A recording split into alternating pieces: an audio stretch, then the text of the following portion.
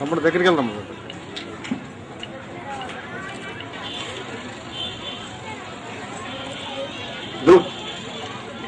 దుమ్ముగూడ మండల విద్యార్థులు శ్లోకపఠనం చేస్తారు.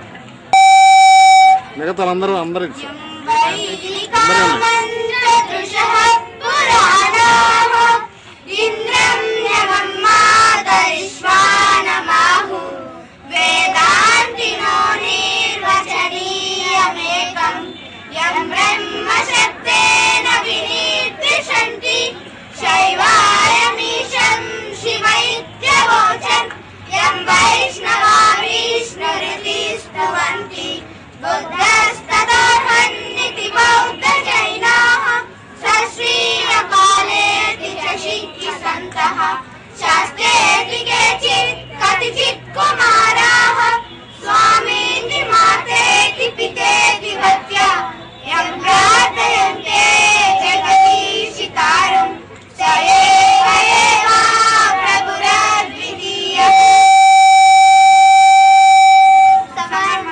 గత 5 సంవత్సరాల నుంచి పాఠశాలకు పరిచయం అయ్యారు.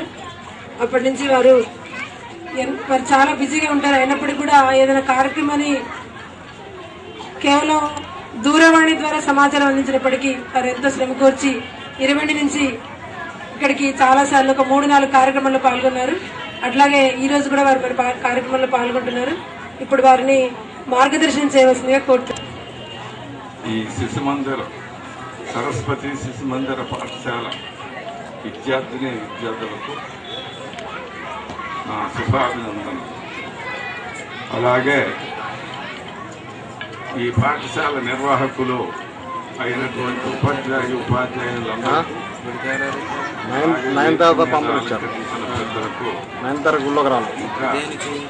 వచ్చినటువంటి దానికి రాని చెప్పిందండి గుళ్ళో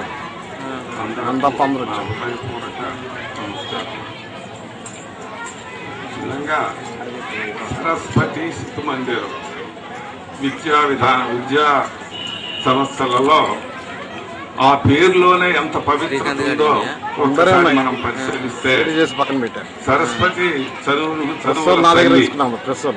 ఆ సరస్వతి శిశు మందిరం అనేటువంటి సంస్థ ద్వారా నిరుపేద పిల్లలకు ఈ విద్య నేర్పించడం అంటే సమాజానికి ఎనలేని సేవ చేసిన ఎనలేని ఉపయోగపడేటువంటి ఈ పరిస్థితిని మనం అందరం ఎంతగా అభిలషించి దీన్ని ప్రోత్సహించి ముందుకు దీన్ని నడిపించాలనో దాంట్లో మనం అందరం భాగస్వాములు కావలసిన బాధ్యత ఉంది.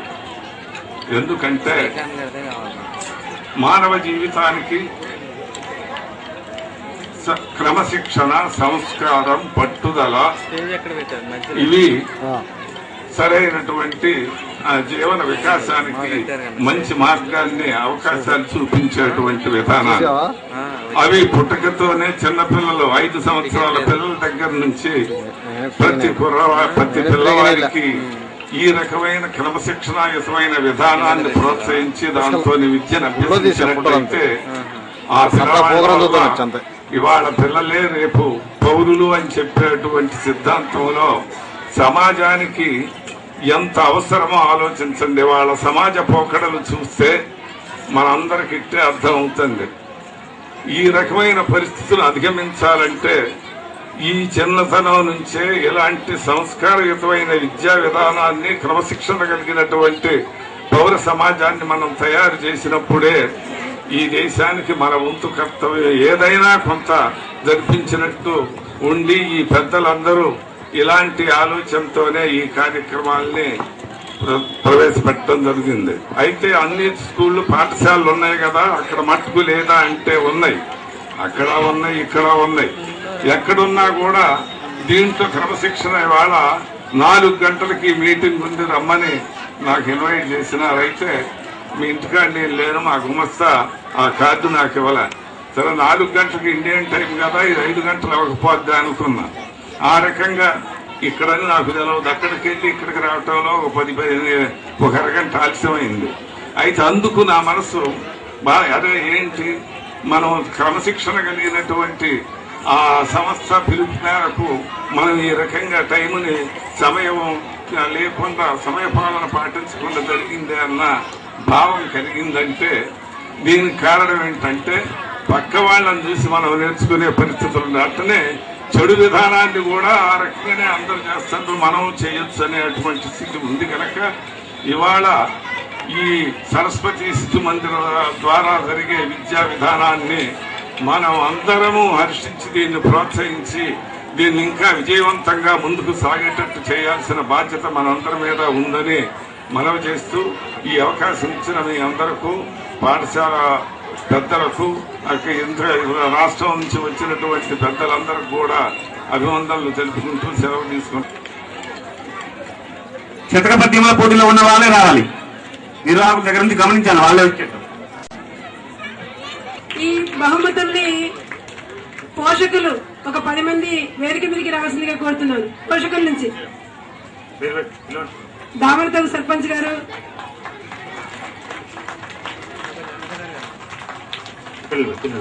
ములకలపల్లి మండలము చిత్రపద్యములు ద్వితీయ స్థానం. అలాగే తుర్రం ప్రవీణ్ వాళ్ళ నాన్నగారు, ఇంకా పోషకులు మీడియం పడతారు నాన్నగారు,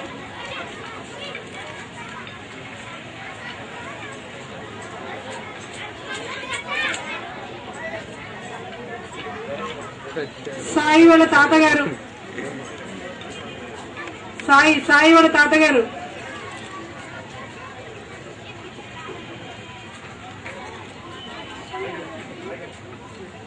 ఫోటో కొట్టవా?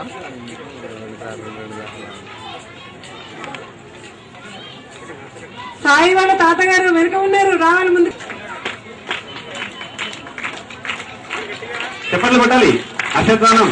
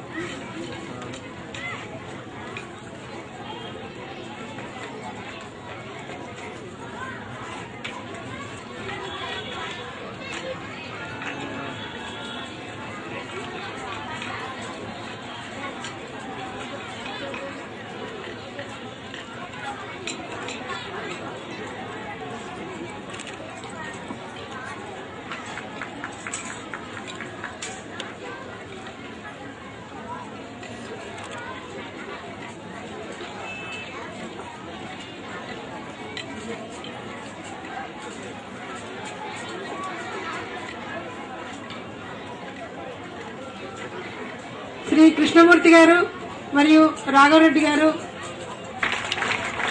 బృందగీతము group song.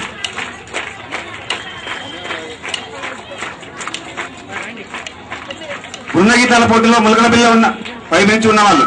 బృందగీతాలు ములకలపల్లి వేగంగా రావాలి, నడవాలి.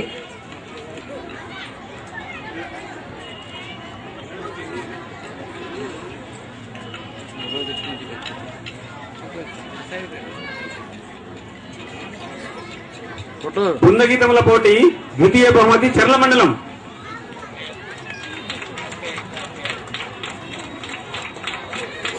బృందగీతాల పోటీలో పాల్గొన్న వాళ్ళు రావాలి. విద్యార్థులు నిర్వాహకులు వెంటనే పంపించండి, దేంట్లో ఎవరున్నారో వాళ్ళు పంపించండి. బృందగీతాల పోటీలో ఉన్న వాళ్ళు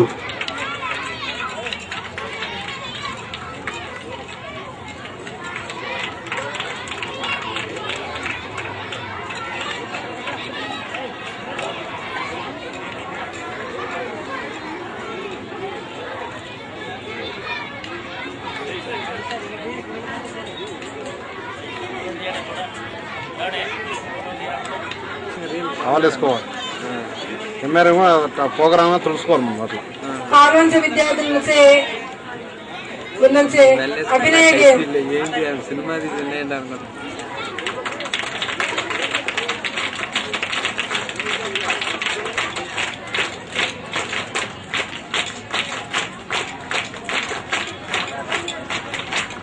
ఇచ్చేయండి.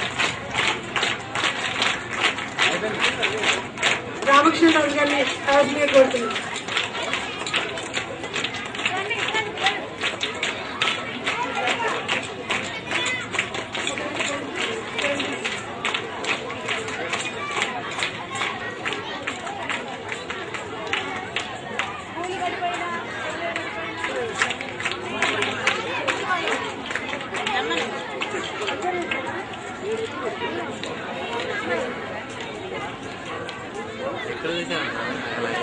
హైదరాబాద్ 2 సంవత్సరాలు చేశారు.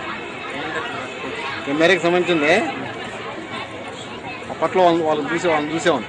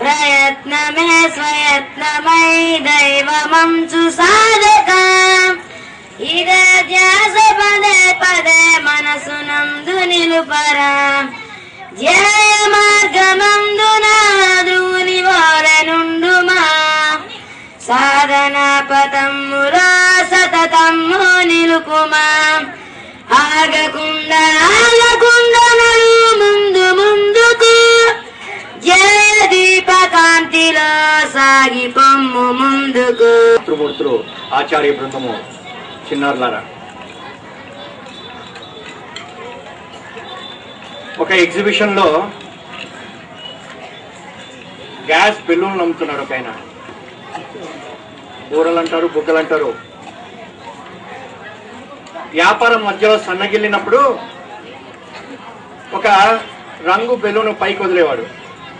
అది చూసి దూరంగా ఉండేటువంటి పిల్లలు అది తెలుసుకొని అమ్మా నాన్నతో దెబ్బలాడి వచ్చి కొనుక్కునేవారు. వ్యాపారం కాస్త సాగేది. ఓ పిల్లవాడు చూస్తున్నాడు చాలా ఉదయం నుంచి. ఎర్రది పైకి వదిలాడు, పైకి వెళ్ళింది. ఆకుపచ్చది వదిలాడు, పైకి వెళ్ళింది. బ్రౌన్ వదిలాడు, పైకి వెళ్ళింది. నీలం వదిలాడు, పైకి వెళ్ళింది. అతనికి ఆశ్చర్యం వేసి వచ్చి అడిగాడు ఈయన్ని, ఒక్కొక్క రంగుది వదులుతుంటే పైకి వెళ్తుంది కదా, నల్ల రంగుది కూడా పైకి వెళ్తుందా అని చెప్పేసి అడిగాడు. వెళ్తుందా పైకి?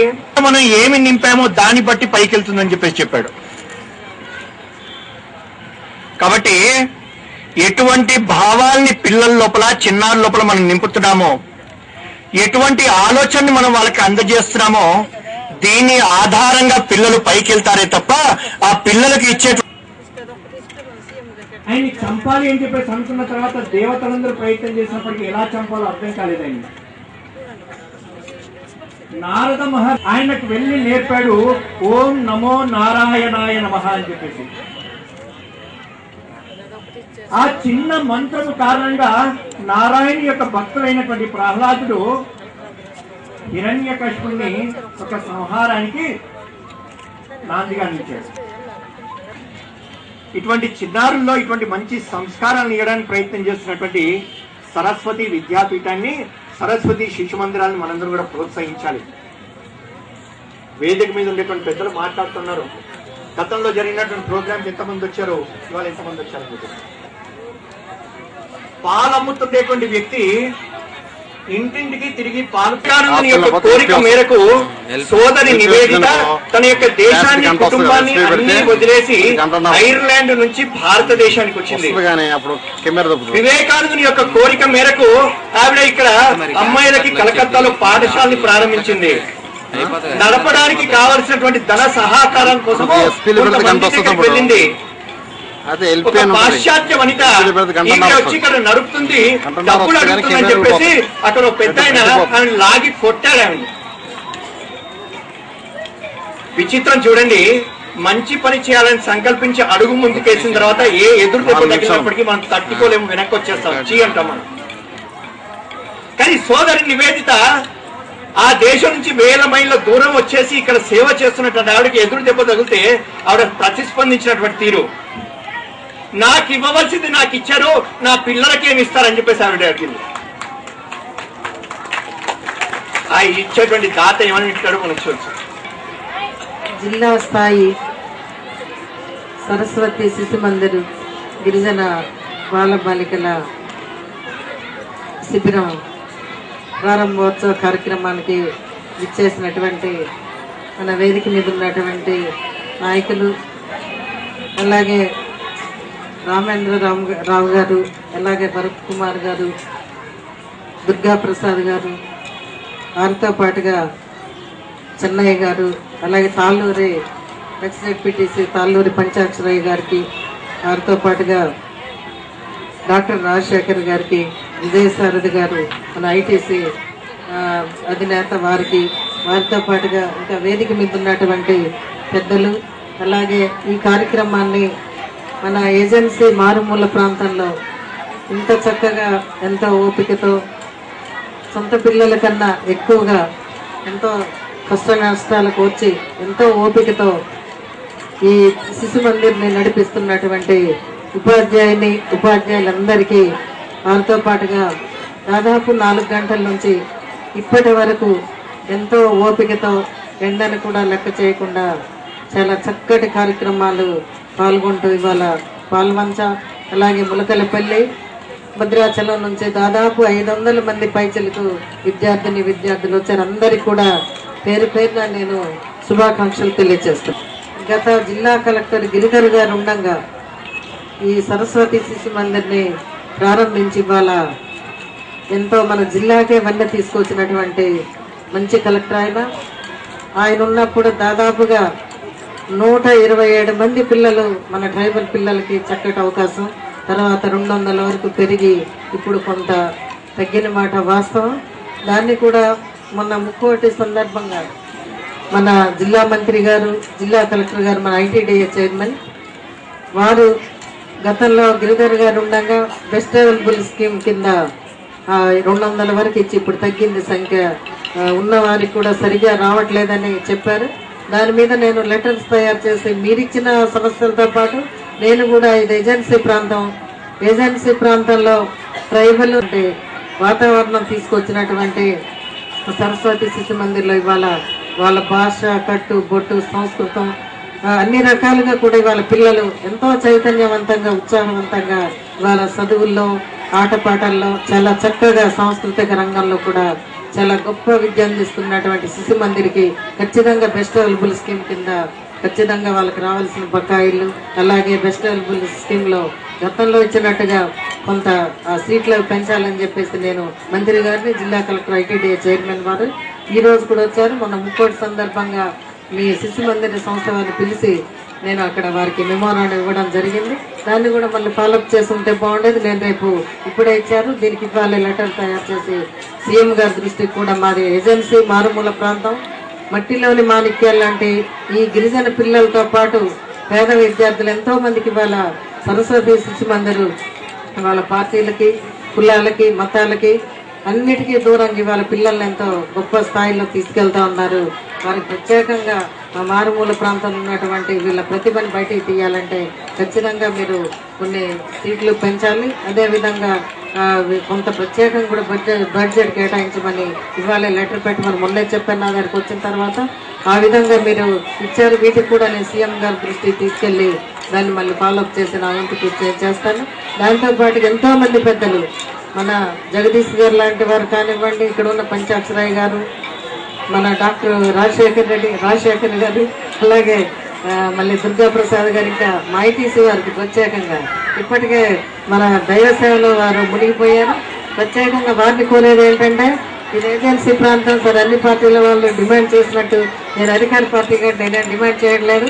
ఇప్పటికే మంది శ్రీరాముడు పుణ్యక్షేత్రం ఇది. ఇవాళ దక్షిణ భారతంలోనే గొప్ప పుణ్యక్షేత్రం. ఇక్కడ భద్రాచలం కానివ్వండి, అలాగే శ్రీరామగిరి సుందర సీతారామ స్వామి కానివ్వండి, పద్మశాలలో శోకరాముడు కానివ్వండి, అలాగే దుమ్ముగూడెంలో ఎక్కడ ఇక దేశ చరిత్రలో ఎవరు కని